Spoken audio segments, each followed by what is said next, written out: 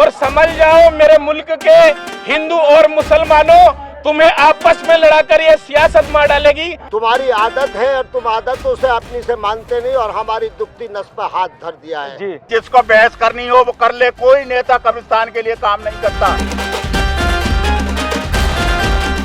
वरना आने वाले टाइम में हम आपकी बगावत करेंगे। हम डुगडुगी बजाना जानते हैं, हम चौराहों पर बैठेंगे। और कब्रिस्तान में आज इतनी भीड़ आप इसलिए देख रहे होंगे क्योंकि ये शब कद्र की रात है, लेकिन आज तक इसमें लाइट तक की व्यवस्था नहीं है। और ये पूरी अवाम समझ ले, इस बात का जवाब पूरी अवाम दे इस बात को, तुम हमारे नहीं, हम तुम्हारे नहीं। और अपना नेता कोई भी हो उससे हक से मांगो।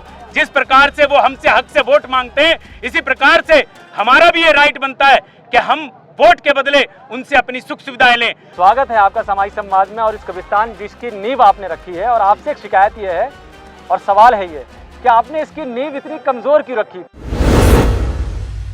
अस्सलाम वालेकुम, नमस्कार। मैं हूं मोहम्मद मुशर्रत और इस वक्त मैं मौजूद हूं संगम विहार विधानसभा के कब्रिस्तान में। और कब्रिस्तान में आज इतनी भीड़ आप इसलिए देख रहे होंगे क्योंकि ये शब कद्र की रात है। और यहाँ पर आप देख रहे होंगे कि भारी मात्रा में एक बड़ी भीड़ उमड़ती है जब लोग कब्रिस्तान आते हैं अपने बुजुर्गों के लिए और आकर यहाँ पर फाता करते हैं, दुआ पढ़ते हैं। और इसी बीच में इन लोगों की जमघट में हमें वो लोग भी नजर आते हैं जो कभी कभी नजर आते हैं। मैं बात कर रहा हूँ अपने प्रिय नेताओं की। और यहाँ पर बहुत सारे इलाके के मुअज़्ज़िज़ लोग बैठे हैं, पूर्व नेता बैठे हैं, वर्तमान काल के नेता बैठे हैं, निगम पार्षद हों कि पूर्व विधायक हो, और तमाम ऐसे लोग बैठे हुए हैं। और सबसे अच्छी बात कि यहाँ पर कब्रिस्तान के वो जो कमेटी के मेंबर हैं वो लोग भी यहाँ पर मौजूद है, जिन्होंने एक माहौल तैयार किया है। यहाँ पर इस कब्रिस्तान की एक हालत ऐसी भी थी जब इसी कब्रिस्तान में पूरा ये जंगल हुआ करता था, कुछ भी नहीं दिखता था। कब्रिस्तान के अंदर जो कब्रें थी वो धसी हुई थी, गड्ढे हुआ करते थे। और यहाँ पर तमाम ऐसे लोग आया करते थे जो यहाँ पर आके दारू पीते थे और तरह तरह के नशा करते थे। लेकिन पिछले 3-4 सालों में इस कब्रिस्तान की दशा बदली, और दशा बदलने के बाद आज इस कब्रिस्तान के अंदर आप देख रहे होंगे कि चारों तरफ रोशनी है और बहुत सारे लोग यहाँ पर आ रहे हैं दुआ करने के लिए, फाता पढ़ने के लिए। सलमानी साहब, आपका बहुत बहुत स्वागत है सामाजिक संवाद में। और मैं आपसे समझना चाहूँगा कि ये बहुत सारा इंतज़ाम करना पड़ता है, इस इंतज़ाम में कितनी मेहनत होती है और ये सब कैसे मुमकिन हो पाता है? एक दिल में लगन होनी चाहिए, और जब एक दिल में लगन होती है तो कोई भी काम मुश्किल नहीं होता है। तो ये एक दिल के लगन की बात है। हमें यहाँ के लोगों ने हमें चुनकर के भेजा है, एक जिम्मेदारी देकर के भेजा है। तो ये हमारा दायित्व है कि हम उनकी उम्मीदों पे खरा उतरें। तो हम वो कोशिश करते हैं कि हम उनकी उम्मीदों पर खरा उतरें। कमेटी के जनरल सेक्रेटरी साहब जनाब डॉक्टर दूल्हे खान साहब, जो कि तारीखें और समय बहुत अच्छे से ध्यान रखते हैं, मैं आपसे ये पूछना चाहूँगा कि ये कब्रिस्तान की नींव कब की डली हुई है? कब्रिस्तान की नींव सन 1985 में डली हुई है। और 1/1/1985 को चौधरी शीशपाल जी विधायक थे, उन्होंने इसका उद्घाटन किया था। 2009 में जो है लेफ्टिनेंट गवर्नर के यहाँ से ऑर्डर हुए कब्रिस्तान के, फिर बाउंड्री शुरू हुई। पहले बल्लियों पे और तार कसी हुई थी, उसके बाद पब्लिक ने सहयोग किया तो हमने करीब 28 लाख रुपए के जाल लगाए आपके सहयोग से। बीच में क्या किया, वर्ल्ड लाइफ सेंचुरी वालों ने एक मुर्दा टैक्स लगा दिया। हिंदुस्तान गवाह है, शमशान हो, कब्रिस्तान हो और भी दीगर जगह हो, कहीं भी मुर्दा टैक्स नहीं लगता। लेकिन कब्रिस्तान में 10 रुपए पर आदमी पे मुर्दा टैक्स लगा दिया गया। हम माइनॉरिटी कमीशन गए, वो माइनॉरिटी कमीशन के चेयरमैन जाकिर खान साहब आए, उन्होंने दौरा किया। APS बिंद्रा साहब आए, नैन्सी वार्लो आई, उन्होंने दौरा किया और वो मुर्दा टैक्स हटवाया। डॉक्टर साहब, अभी कुछ समय पहले, लगभग कुछ महीनों पहले, यहाँ पर सब कब्रिस्तान के अंदर बिल्डोजर भी चला है। यहाँ पर आपने टीन शीट डाली थी, वो भी तोड़ा गया है। पानी और लाइट जैसी व्यवस्था भी यहाँ पर नहीं है। उसके लिए क्या कार्रवाई चल रही है? उसके लिए अभी अब मैं आपसे ये पूछना चाहूँगा कि शासन, प्रशासन, नेता, मीडिया, पब्लिक कौन कितना साथ दे रहा है और कितनी तैयारी चल रही है कब्रिस्तान के लिए? हमने शेड लगाया था जनाजे की नमाज के लिए कि जो बरसात होती है उसमें मैयत वगैरह भीग जाती है, उसके साथ जो लोग आते हैं वो भी भीग जाते हैं। ये मैं बड़ा स्पष्ट तौर पे कहता हूँ, आप सब लोगों के लिए कहना चाहता हूँ। और नहीं, जिसको बहस करनी हो वो कर ले, कोई नेता कब्रिस्तान के लिए काम नहीं करता। अगर सरकारी तौर पे काम होता तो इसकी हालत और कुछ बदली हुई होती। कोई भी नेता जो है अपना लेटर लिख सकता नहीं कि गवर्नमेंट से हमें एड मिले और इसमें कोई कमरा बने, इसमें ट्यूबवेल लगे, इसमें रोड रास्ते बने। नहीं तो कई कब्रिस्तानों की हालत ऐसी है कि उनके शेड पड़े हुए हैं, कमरे बने हुए हैं, ट्यूबवेल लगे हुए हैं, लेकिन आज तक इसमें लाइट तक की व्यवस्था नहीं है। तो अभी आपने क्या कोशिश की नेताओं से और तमाम लोगों से मिलने की कि वो लोग से हेल्प करें इस चीज के लिए? मेरे लेटर कोई विभाग ऐसा नहीं है, लेकर छोटे से लेकर बड़े तक, चाहे वो प्रधानमंत्री के यहाँ तक लेटर लगे हुए हैं, राष्ट्रपति के यहाँ लेटर लगे हुए हैं, लेफ्टिनेंट गवर्नर के यहाँ लेटर हुए हैं, केजरीवाल जी के यहाँ है, गोपाल राय जी के यहाँ है, मोहनिया साहब के पास है, सबके पास लेटर, कोई विभाग ऐसा नहीं है, सबके यहाँ लेटर लगे हुए हैं। देखिए, आपने एक बहुत दुखती नस पे हाथ धर दिया है। मेरी आदत यही है। तुम्हारी आदत है और तुम आदतों से अपनी से मानते नहीं, और हमारी दुखती नस पे हाथ धर दिया है जी। असल तो बात यह है कि मुसलमान वो खूबसूरत दुल्हन है, उसको इस्तेमाल करो और छोड़ दो जी। और आज तक हमारे साथ वही हो रहा है जी। हमारे साथ आज तक वही हो रहा है। कोई भी नेता इस वक्त हमारा कोई काम करने के लिए राजी नहीं है, और जब हमारा काम करने के लिए राजी नहीं तो फिर हमसे वोट की उम्मीद क्यों? जी। या तो हमारा काम करो, वरना आने वाले टाइम में हम आपकी बगावत करेंगे। हम डुगडुगी बजाना जानते हैं, हम चौराहों पर बैठेंगे, हम आपको वोट नहीं देंगे, अपना खड्डे में डाल देंगे। वाह, कब्रिस्तान में दफन कर देंगे? बिल्कुल दफन कर देंगे इंशाल्लाह। तो एक मेरे बात याद आ रही है, मैं वो कहना चाहूंगा, जब वक्त आता है तो वक्त पर सब हो जाते हैं। हमारे साथ तो यहाँ वो जुल्म किया, अगर वो चाहते तो यहाँ वन विभाग का मंत्री गोपाल राय हैं, यहाँ बैठे हुए हैं। ये मैं इनके सामने कहने में नहीं झिझकूंगा इस बात को। गोपाल राय मंत्री है, अगर ये चाहे तो वहां से परमिशन एनओसी ला करके हमारे कब्रिस्तान में यहाँ एक बोर भी हो सकता है। जी जी जी। मगर ये लोग दिल से करना नहीं चाहते जी। और ये पूरी अवाम समझ ले, इस बात का जवाब पूरी अवाम दे इस बात को, तुम हमारे नहीं, हम तुम्हारे नहीं। 85 में इसकी नींव रखी गई थी और 85 के बाद आज जो है 2024 शुरू हो गया है।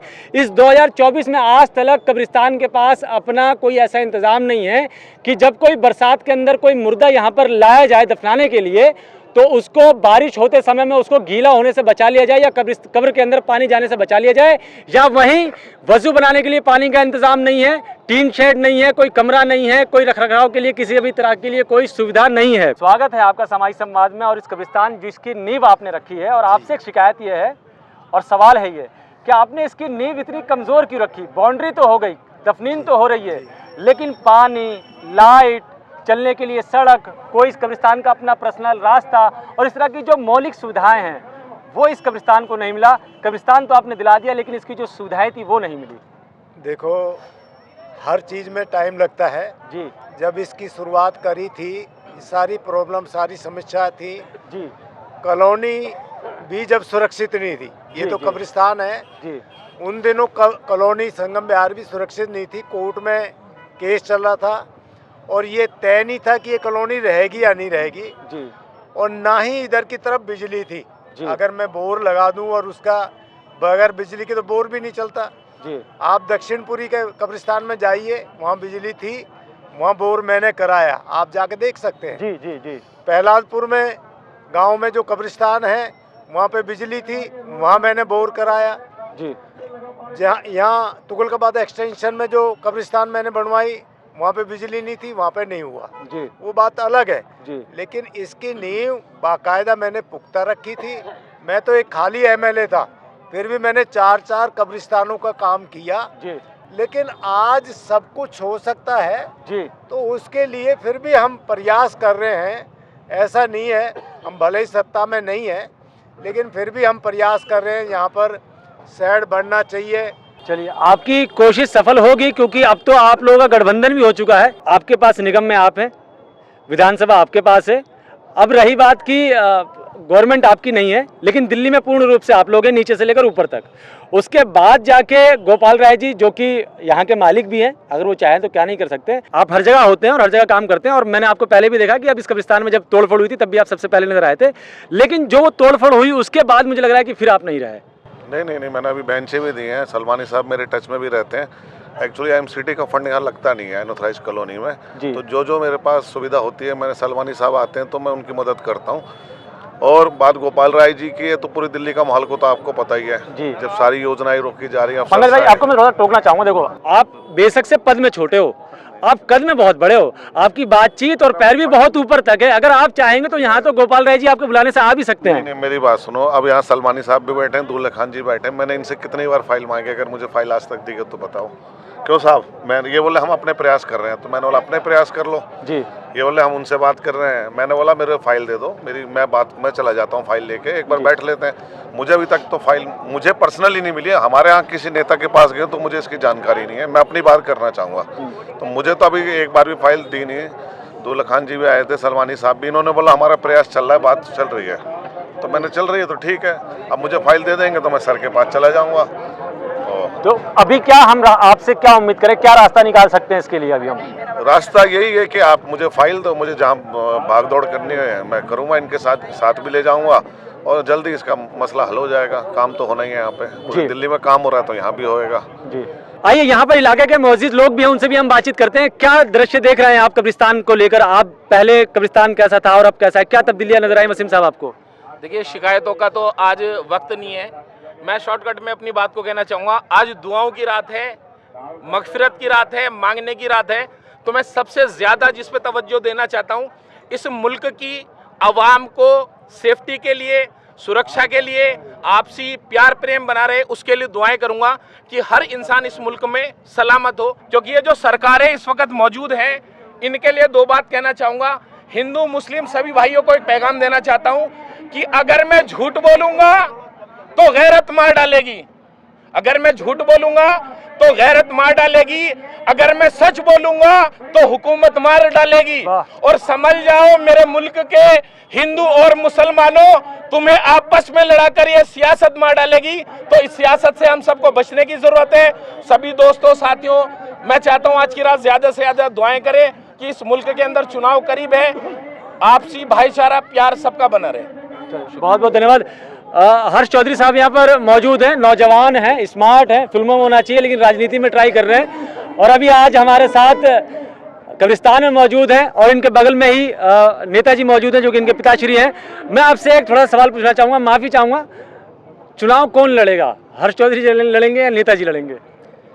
देखिए आज देखिए आप बेटा लड़ेगा, आप जवान है, हमर महबूब भाई बुढ़े हो गए ना, हम इनको देखेंगे। देखिए, आज की रात जो है ये, और ये सवाल जो है कि कौन लड़ेगा जी, जो महत्वपूर्ण सवाल है वो ये है कि यहाँ की समस्याओं का हल कौन करेगा। क्या बढ़िया जी।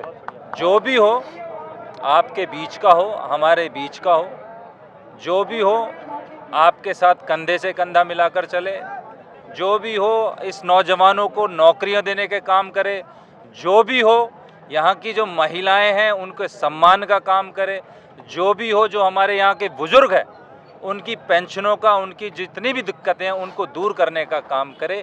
वो सबसे बड़ा सवाल है, ना कि कौन चुनाव लड़ेगा कौन नहीं चुनाव लड़ेगा। बहुत बहुत धन्यवाद। आपसे जानना चाहूंगा कि क्या आप तो बहुत पुराने आदमी रहे हैं यहाँ के, और बहुत आपने भी ट्राई किया, चुनाव लड़े हैं आप और पार्टियों के साथ भी रहे हैं, अलग अलग आपने चीज़ें देखी, अलग अलग माहौल देखे, अलग अलग विधायक और निगम पार्षद देखे। मैं आज कब्रिस्तान की बात करूँगा, इस कब्रिस्तान में क्या तब्दीलियाँ देखी आपने? अभी जो हमारे सदर साहब ने जो अपना दर्द इजहार किया, और मेरे ख्याल से बहुत दर्द है, उनकी बात में बहुत बड़ा दर्द छिपा था। तो मैं एक ही बात कहूँगा, जब छोटा दर्द होता है तब दवाई से काम चलता है, उससे बड़ा दर्द होता है तब इंजेक्शन लगाना पड़ता है, और जब दर्द बेइंतहा हो जाए तो ऑपरेशन की ज़रूरत पड़ती है। तो मैं एक बात कहना चाहता हूँ, यहाँ पर सभी साथी बैठे हैं, कि नेतृत्व विहीन जो समाज होता है उसको इसी तरीके से दर दर की ठोकरें खानी पड़ती हैं, और कभी कोई इस्तेमाल करता है, कभी कोई इस्तेमाल करता है। तो मैं ये कहना चाहता हूँ, आप सब लोग अपना एक समाज का एक नेतृत्व पैदा करें, तब जाके आपकी समस्याओं का सही समाधान होगा, उससे पहले नहीं होने वाला। जी बहुत बहुत धन्यवाद। कौन भाई आपके पास आऊँगा, उससे पहले मैं इमामुद्दीन भाई से क्या कहना चाहेंगे? आप तो कई सालों से लगे हुए, आप उस आंदोलन में भी थे जब कब्रिस्तान के अंदर तोड़फोड़ हुई थी, क्या चाहते हैं आप, क्या होना चाहिए कब्रिस्तान के लिए? भाई, कब्रिस्तान के लिए जो मूल सुविधाएं वो कंप्लीट होनी चाहिए जी। नेता कोई भी रहे, सरकार कोई भी रहे, जी जी जी, आम पब्लिक की अपेक्षा किसी भी सरकार से, किसी भी नेता से अपने लिए सुख सुविधाओं की होती है जी जिसमें सबसे महत्वपूर्ण सुविधा मुझे ऐसा लगता है कि कब्रिस्तान या शमशान इनकी होनी चाहिए जी। और ये गुप्ता कॉलोनी का कब्रिस्तान मैं बचपन से देखता आ रहा हूँ। हमारी जो कब्रिस्तान कमेटी है इन्होंने वाकई मेहनत करी है और इस कब्रिस्तान को आम पब्लिक के लिए सौंप दिया है। इसमें हमारे बुजुर्गान दीन दफन है, बड़े प्यारे प्यारे लोग यहाँ दफन है और एक दिन हमें भी यहाँ दफन होना है। तो हमें गौर और फिक्र सबसे ज़्यादा करने की अगर ज़रूरत है तो वो है कब्रिस्तानों के लिए। और अपना नेता कोई भी हो उससे हक से मांगो, जिस प्रकार से वो हमसे हक से वोट मांगते हैं इसी प्रकार से हमारा भी ये राइट बनता है कि हम वोट के बदले उनसे अपनी सुख सुविधाएं लें। मैं ये चाहता हूं कि कब्रिस्तान में रोड जरूर बना हो, कब्रिस्तान तक आने का रोड जरूर बना हो, हमारे कब्रिस्तान के अंदर वजू बनाने के लिए पानी जरूर हो, हमारी मैयत को ढकने के लिए, बरसात से ढकने के लिए यहाँ टीन शेड जरूर बना होना चाहिए। तुगलकाबाद में भी एक कब्रिस्तान है और जिसके लिए आप लगातार मीटिंग कर रहे हैं और कोशिश भी कर रहे हैं। यहाँ के कब्रिस्तान के लिए मैं आपसे जानना चाहूँगा कि क्या महसूस कर रहे हैं आप जो यहाँ की कमेटी काम कर रही है? असल में एक शेर जो है उसकी शुरुआत करूँगा आपसे। जी जी जी जी। कि जीने के सिर्फ एक बहाने में मर गए जी और हम जिंदगी का बोझ उठाने में मर गए। वाह। अच्छा होता कि घर की आग बुझाने में मरते हम, अफसोस कि अपनी जान बचाने में मर गए। दरअसल आज जो दौर है जी उस दौर में कहीं ना कहीं कब्रिस्तान, मस्जिदें, खानकाहें, दरगाहें वाकई सेफ नहीं है। और उस सेफ ना होने की वजह, सबसे बड़ी वजह यह है कि जिन पर हम विश्वास करते हैं कहीं ना कहीं विश्वासघात हमारे साथ वही लोग करते आए हैं। तो मैं सिर्फ ये कहना चाहूँगा, संगम विहार का कब्रिस्तान जो कि इस वक्त जिन हाथों में है ये, और कहीं ना कहीं शीशपाल जी जैसे लोग, जहाँ तक मैं समझ पाया हूँ इस मामले को, ऐसे लोगों की वजह से ये कब्रिस्तान वजूद में आया और उसकी देख रेख, उसकी सिंचाई का काम कहीं ना कहीं दूल्हा खान साहब, महबूब सलमानी साहब और इनकी जो टीम है वो जो कर रही है। कहीं ना कहीं ऐसे लोगों की ज़रूरत है और देश के हर हिस्से में जहाँ पर भी कब्रिस्तान कमेटियाँ काम कर रही हैं उनको इन लोगों से सबक लेना चाहिए। आज भी ये कब्रिस्तान मूल सुविधाओं के लिए तरस रहा है। यहाँ पर पानी की सुविधा नहीं है, यहाँ पे सड़क की सुविधा नहीं है, यहाँ पर लाइट की सुविधा नहीं है और ऐसे तमाम चीज़ों के लिए, सुविधाओं के लिए ये कब्रिस्तान आज भी तरस रहा है। लेकिन उसके बावजूद जो भी आज यहाँ पर साफ सफाई देख रहे हैं, यहाँ पर चलने की जगह नहीं होती क्योंकि ये जंगल है। लगातार यहाँ पर बारिश होती है तो झाड़ उग जाते हैं, पेड़ पौधे हैं जिसकी वजह से पूरा जंगल हो जाता है। लेकिन लगातार इसकी सफाई चलती है और इसकी सफाई के कराने के लिए मजदूर लगाए जाते हैं और उनको पे किया जाता है, पैसा दिया जाता है। और ये पैसा कमेटी इकट्ठा करती है आवाम से, आप लोगों से, और वो थोड़ा थोड़ा जोड़कर इसके जाल घेराबंदी हुई है, इसकी साफ सफाई का काम देखा जाता है और जो भी इसके लिए बेहतर काम किया जा सके वो किया जाता है। हम तमाम लोगों को ये कहना चाहेंगे कि पेपरों पर ध्यान दें, क्योंकि जिस तरह से आज सत्ता की लड़ाई लड़ी जा रही है कब्रिस्तान में भी, मदरसों में भी, मस्जिदों में भी, दरगाहों पर भी, तमाम ऐसे दीगर इलाकों में जहां पर के सत्ता की लड़ाई लड़ी जा रही है कि मैं ही सदर बना रहूं, मैं ही कमेटी में रहूं, मेरे अलावा कोई कमेटी में ना आए, और इस तरह की दादागिरी और सत्तागिरी के चक्कर में अपनी जगहों का नुकसान हो रहा है, कब्रिस्तान का नुकसान हो रहा है, मदरसों, मस्जिदों और दरगाहों का नुकसान हो रहा है। तो तमाम लोगों से गुजारिश है, तमाम आवाम और अपने समाज के लोगों से गुजारिश है कि कागज़ों पर ध्यान दें, सत्तागिरी बाद में कीजिएगा, क्योंकि ऐसे में नुकसान अपना ही है। और हम अल्हम्दुलिल्लाह बड़े खुश नसीब हैं कि हमें डॉक्टर महबूब सलमानी साहब, डॉक्टर साहब, दुल्हे खान साहब, सलमानी साहब, शकील साहब और उनकी टीम और ऐसे बहुत सारे लोग जिन्होंने कब्रिस्तान के लिए काम कर रहे हैं बिना किसी लोभ लालच के, और लगातार कब्रिस्तान आगे की तरफ बढ़ रहा है। और हम उम्मीद करते हैं अपने विधायक, निगम पार्षद, उन तमाम लोगों से कि समाज की सेवा के लिए कब्रिस्तान और ऐसे तमाम सामाजिक जगहों के लिए आप हेल्प करें, कोशिश करें ताकि ये जगह विकास की ओर बढ़े। बहुत बहुत शुक्रिया, बहुत बहुत धन्यवाद आपका। आप देख रहे हैं समाज संवाद में हूं मोहम्मद मुशर्रफ।